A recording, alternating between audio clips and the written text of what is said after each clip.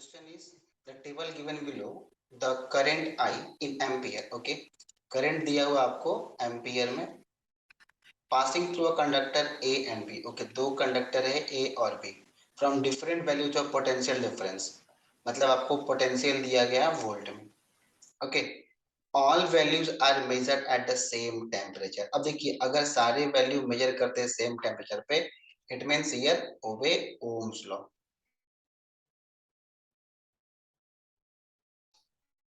Okay, अब बात करना है क्या कि हमारे पास कुछ टेबल दिए हुए हैं which among A and B will an ohmic conductor. Ohmic conductor किसको बोलते हैं? The conductor which obey the Ohm's law are called ohmic conductor and the conductors which do not obey Ohm's law are called non ohmic conductor. ध्यान रखेंगे, ohmic conductor का मतलब वैसा conductor जो ohms law को फॉलो करता है.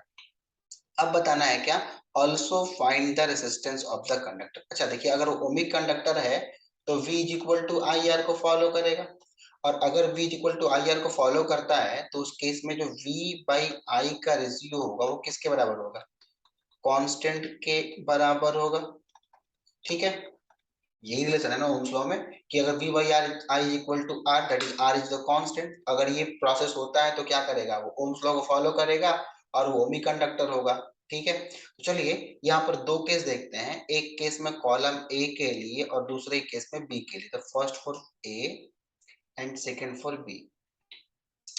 क्या बोला गया आपसे कि अगर मैं ओम्स लॉ की बात करता हूं तो मैं V और I मुझे पता है तो मैं V is equal to I R से R is equal to V by I लिख सकता हूं. ठीक है, R is equal to V by I बोल सकता हूं. Let suppose is the first case, second case and third case. तीन केस दिए हैं आपको वोल्टेज और करंट का. ठीक है, तो अगर मैं यहां से पहले वाले के लिए R पता करूं तो क्या मैं लिख सकता हूं R1 and that R1 is equal to V upon I, that is V1 upon I1. तो V1 कितना है, that is the 4, और I1 कितना है 2.8. ओके, अगर इसको आप कैंसिल करते हैं तो ये अप्रॉक्स 1 बाई 0.7 होगा. 4 7 28. अगर मैं इस तरीके से R2 चेक करूं तो R2 must be equal to 5, that is V2 and upon I2, that is 3 upon 5. Okay, V2 upon I2. Clear, ये बात समझ में आया कि मैंने कैसे लिख रहा है. V is equal to IR and the R must be equal to V upon I. Then this is the V1, this is the I1, this is the V2, this is the I2. V2 is 5 and I2 is 3 by 5. इसको आप cancel कर दे तो 5 7 या 35, it also equal to 1 by 0.7. देखिए दोनों resistance का value constant मिला, और अगर थर्ड वाला भी कांस्टेंट मिल जाए तो ये ओमिक कंडक्टर को ओम्स लॉ को फॉलो करेगा. तो थर्ड देखते हैं क्या कि that is the V3, that is 6 and by I3 that is 4.1. अब देखिए ये क्या हो गया, लेस देन 1 बाई 0.7 हो गया, क्योंकि 6 7 या 42. ठीक है, ये 6 7 या 42, अगर यहाँ पर 4.1 है not 42, it means 4.2. it means this value is not equal to 1 by 0.7. और अगर ये नॉट इक्वल टू हो गया तो ये तो फॉलो नहीं कर रहा, कांस्टेंट नहीं मिला हमको, वेरी कर गया. ये थर्ड केस क्या कर गया, वेरी कर गया. तो सिंपल सी केस है, ए वाला तो कहानी खत्म, ए वाला कहानी खत्म. अब बचता है ऑप्शन बी.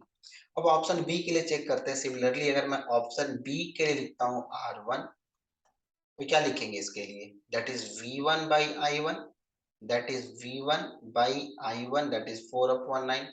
अगर आप 4/9 को कैंसिल करते हैं तो ये आपका हो जाएगा 0.94 या 36 again 4, it mean 0.44 ohm we can say it.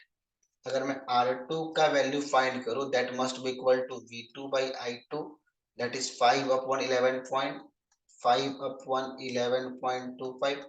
ठीक है, 5/11.25, इसको आप कैंसिल करते हैं तो ये मिलता है आपको 0.44 ओम का.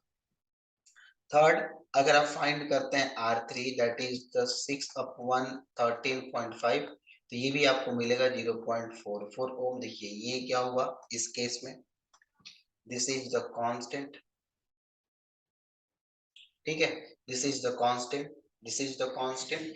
इसका मतलब ये क्या कर रहा है, सेम टेम्परेचर पे वैलिड हो रहा है. It means which among A and B is ohmic conductor. तो कौन सा ओमिक कंडक्टर है, तो समझ में आ गया, बी जो है आपका वो ओमिक कंडक्टर है.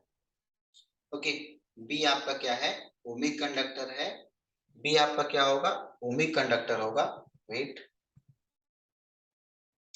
बी आपका क्या है, ओमिक कंडक्टर है। Okay, B is the ohmic conductor.